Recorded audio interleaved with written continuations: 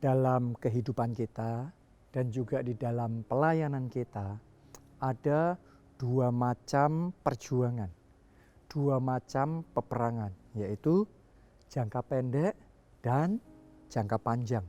Sama seperti ibaratnya dalam lari, ada lari jarak pendek, sprint, lari cepat. Tapi ada yang namanya lari maraton, lari jangka panjang. Nah, ini semua menentukan kalau yang jangka pendek sekali gebrak langkah kita benar, kita bisa menang di dalam peperangan. Menangnya cepat terjadi. Tapi untuk perjuangan yang maraton, perjuangan yang jangka panjang, peperangan jangka panjang, ini butuh waktu, butuh stamina. Kita mungkin bisa saja melakukan hal yang benar. Kita sudah mengikuti semua petunjuk firman Tuhan. Tapi kemenangan itu seolah-olah tidak langsung terjadi begitu saja. Butuh waktu, butuh stamina. Ini yang dialami oleh Daud. Coba Anda renungkan. Daud itu diurapi oleh Tuhan. Daud disertai oleh Tuhan. Tapi dalam hidupnya dia tetap harus menghadapi peperangan dua dimensi ini. Ya, suatu kali dia berhadapan sama Goliat, raksasa yang besar itu. Dan sekali gebrak, Daud langsung menang.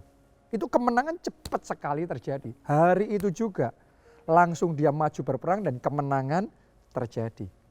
Tapi sebaliknya, ketika dia menghadapi Raja Saul, padahal Saul itu takut sama Goliat. Harusnya logika manusia, kalau sama Goliat saja langsung bisa menang, harusnya sama Saul, Daud harusnya cepat sekali menangnya. Tapi ternyata peperangan Daud, perjuangan dan pergumulan Daud melawan Raja Saul ini bukan perjuangan yang pendek. Tapi butuh bertahun-tahun. Waktu yang cukup panjang. Bahkan sebenarnya kalau kita teliti di dalam firman Tuhan, Daud tidak pernah secara langsung mengalahkan Raja Saul. Ya, sebaliknya Daud itu semakin hari, semakin tahun dia bertumbuh tambah kuat, tambah besar, tambah powerful.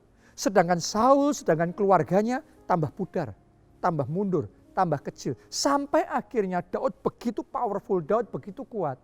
Ya, dan Daud jadi raja atas seluruh bangsa Israel. Ya, jadi ini Daud yang sama, orang yang diurapi Tuhan yang sama, tapi tetap harus menghadapi dua dimensi perjuangan. Dua dimensi peperangan dalam hidupnya. Baik peperangan yang jangka pendek maupun peperangan yang jangka panjang. Ya, tidak peduli sediurapi apapun kita, saudara dan saya akan menghadapi dan mempunyai pengalaman dua dimensi ini dalam hidup kita. Saya nggak tahu apa yang sedang Anda hadapi. Di dalam pekerjaan saudara, di dalam keluarga saudara, dan secara khusus sebagai pelayan Tuhan di dalam pelayanan kita, di dalam kelompok sel kita, di dalam gereja kita. Ada hal-hal yang kita hadapi sekali gebrak langsung terobosan terjadi. Tapi ada hal-hal yang membutuhkan perjuangan, membutuhkan waktu yang lama, stamina yang terus-menerus. Nah, saya mau ngomong sama saudara, kalau saat ini Anda ada di dalam momen perjuangan atau peperangan yang butuh jangka panjang, untuk kita bisa menang di situ, butuh yang namanya iman yang tidak pudar. Ini yang saya mau bagikan kepada kita semua hari ini. Di dalam pelayanan, kita perlu iman yang tidak pudar. Di dalam pekerjaan, di dalam meraih visi dan impian yang Tuhan taruh dalam hidup kita, butuh iman yang tidak pudar. Saya bacakan buat saudara, Roma 4, ayatnya yang ke-18 sampai 21. Sebab sekalipun tidak ada dasar untuk berharap, namun Abraham berharap juga dan percaya bahwa ia akan menjadi bapa banyak bangsa menurut yang telah difirmankan kepadanya, demikianlah banyaknya nanti keturunanmu. Oke, saudara dan saya ngerti Abraham ini di dalam perjuangannya, penantiannya untuk dapat anak, untuk jadi bapak banyak bangsa, itu bukan perjuangan sekali gebrak. Itu bukan perjuangan jangka pendek. Tapi maraton yang panjang. Butuh bertahun-tahun, puluhan tahun sampai janji Tuhan itu digenapi. Nah, apa rahasia Abraham sehingga dia bisa menang di dalam peperangan jangka panjang itu? Ya, lihat seperti apa imannya. Ayat 19 ditulis begini. Imannya tidak menjadi lemah. Perhatikan, ya, ini iman yang tidak pudar. Jadi yang pertama, imannya tidak menjadi lemah. Walaupun ia mengetahui bahwa tubuhnya sudah sangat lemah karena usianya telah kira-kira 100 tahun dan bahwa rahim Sarah telah tertutup. Jadi waktu melihat situasi, kondisi jasmani semakin hopeless, semakin gak mungkin. Karena dia sudah gak subur, istrinya juga sudah gak subur, rahim Sarah sudah tertutup. Jadi secara manusia, semua kesempatan Abraham dan Sarah bisa punya anak sudah gak ada. Oke, tapi yang luar biasa walaupun secara manusia kesempatan itu sudah tertutup. Orang ngomong nasi sudah jadi bubur, buburnya sudah dibuang di tong sampah lagi, sudah hilang gak tahu di mana lagi. Ya, tapi hebatnya ditulis di ayat 19 ini, imannya tidak menjadi lemah. Itu kunci iman Abraham. Ya, iman yang tidak pudar. Doa saya, semua pelayan Tuhan, keluarga Allah, semua jemaat keluarga Allah mulai saat ini mengembangkan dan memiliki iman yang tidak pudar.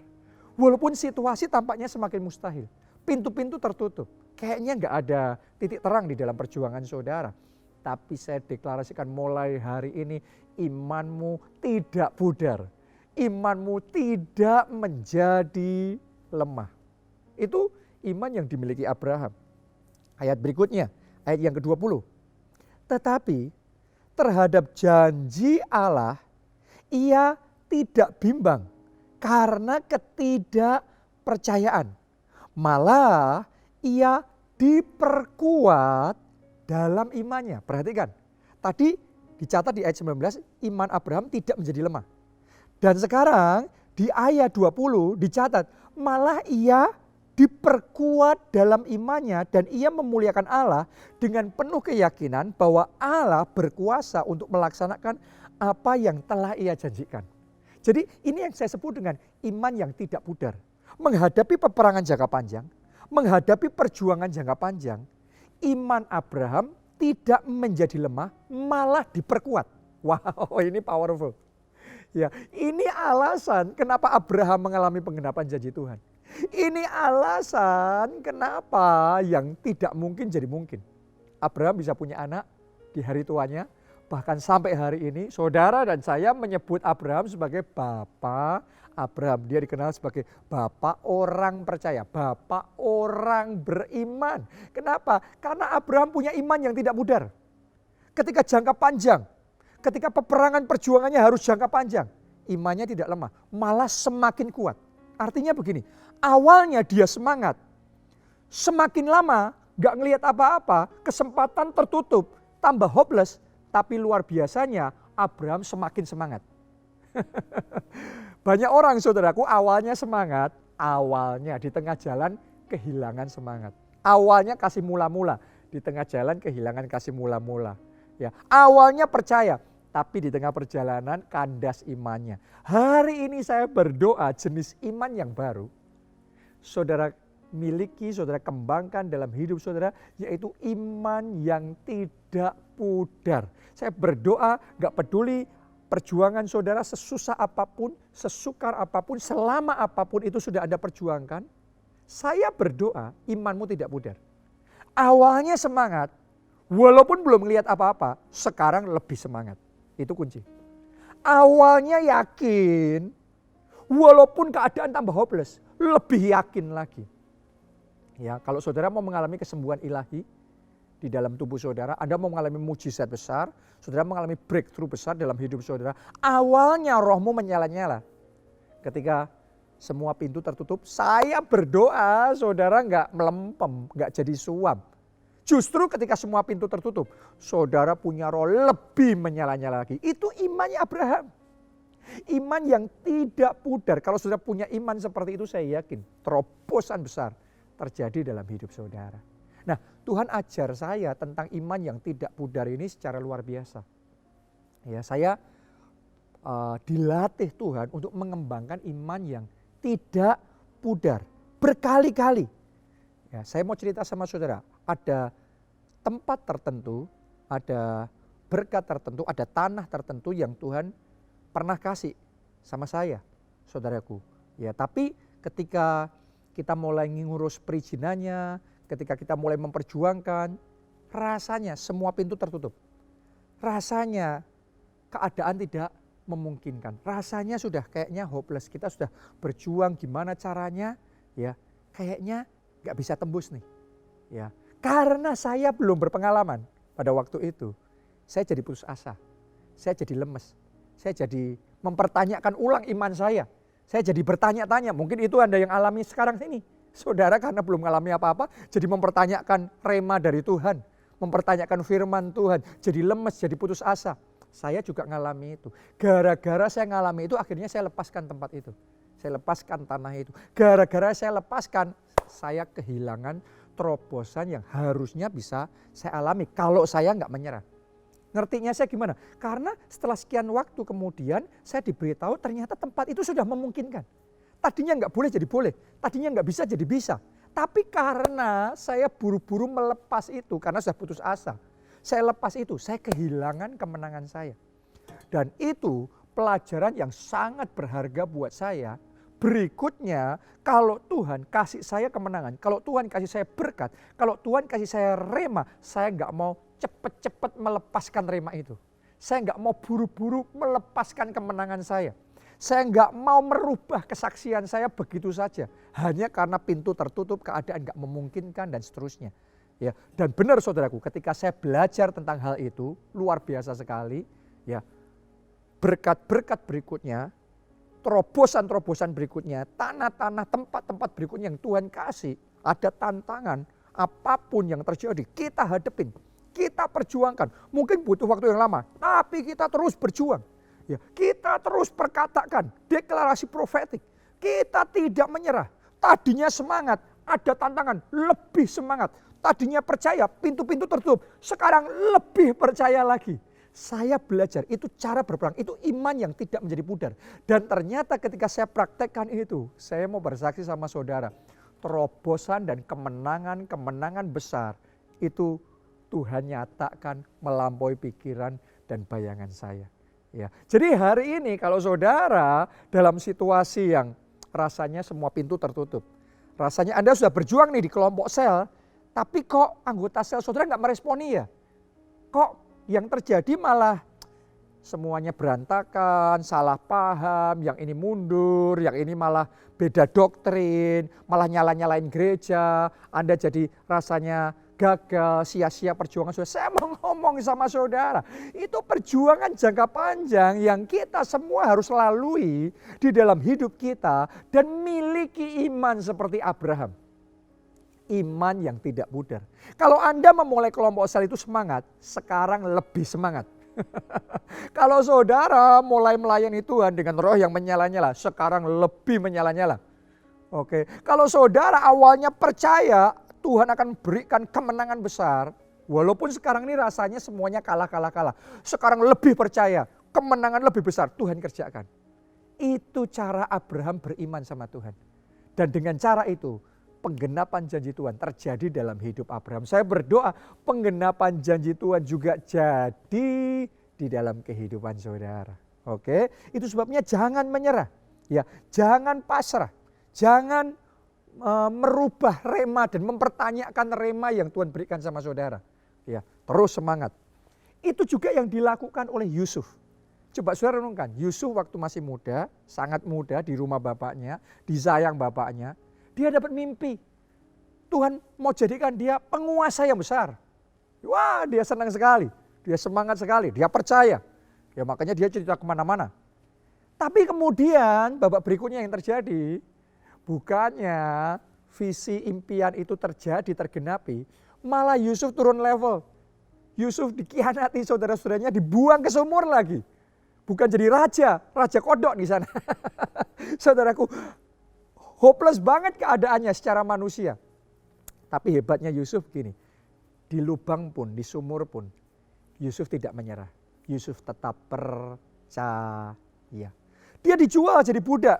Dia harus kerja di tempat Potifar. Di tempat Potifar pun jadi budak. Yusuf tidak menyerah. Dia tidak mau melepaskan janji Tuhan itu. Dia tetap mempercayai rema dari Tuhan, firman Tuhan. Kalau Tuhan berjanji, Tuhan pasti mengenapi janjinya. Jadi imannya Yusuf sama seperti imannya Abraham.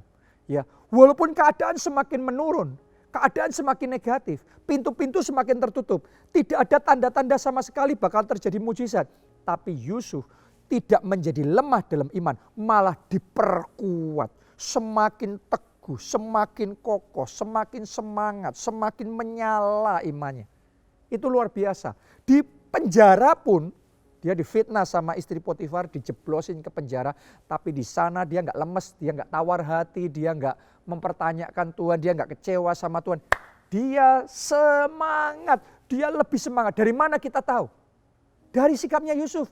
Buktinya dia di penjara, dia nggak sungut-sungut, dia nggak jadi negatif. Dia semangat kerja, makanya diangkat jadi orang kepercayaan kepala penjara. Benar nggak? Ya, di tempat Potifar, kenapa saya ngomong dia nggak putus asa? Karena dia di sana kerjanya paling keras. Wah, paling semangat. Artinya dia itu nggak kehilangan pengharapan.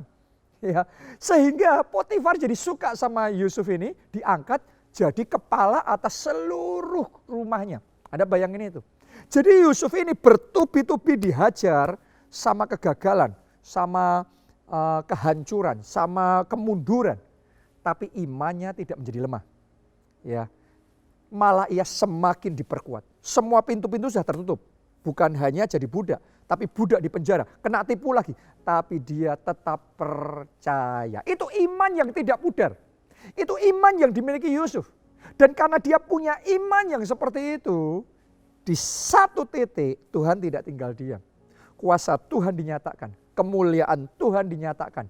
Dan dalam sehari Yusuf jadi perdana menteri, jadi penguasa Mesir yang sangat berkuasa dan janji Tuhan digenapi. Oke. Jadi untuk menang dalam perjuangan jangka panjang seperti Abraham dan Yusuf, syaratnya satu. Iman yang tidak pudar. Saya mau ngomong sama saudara, Tuhan kasih kita mandat yang baru, yaitu mandat apostolik. Ya, saya mau ngomong sama saudara, mandat apostolik ini nggak main-main, ini visi yang besar. 1 juta jiwa, 100.000 kelompok sel, 1.000 gereja di seluruh Indonesia, bangsa-bangsa. Ini nggak main-main saudaraku. Dan kita harus ngerti, ini perjuangan jangka panjang. Tapi dalam memperjuangkan visi ini, walaupun butuh waktu yang nggak sekali gebrak, ya, butuh waktu bertahun-tahun. Saya mau ngomong sama saudara, jangan izinkan semangatmu pudar. Jangan izinkan rohmu padam. Hari ini bangkit dalam iman. Roh saudara harus menyala-nyala.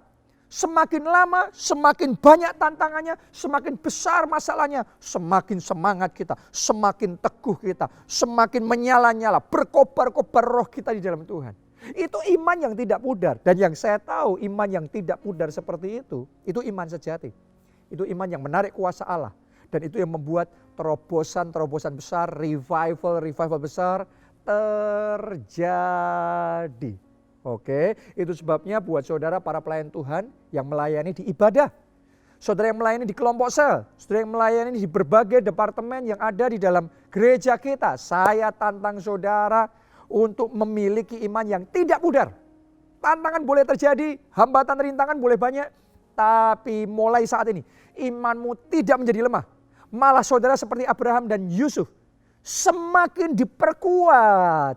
Anda percaya, tambah percaya Allah berkuasa melaksanakan apa yang Ia janjikan.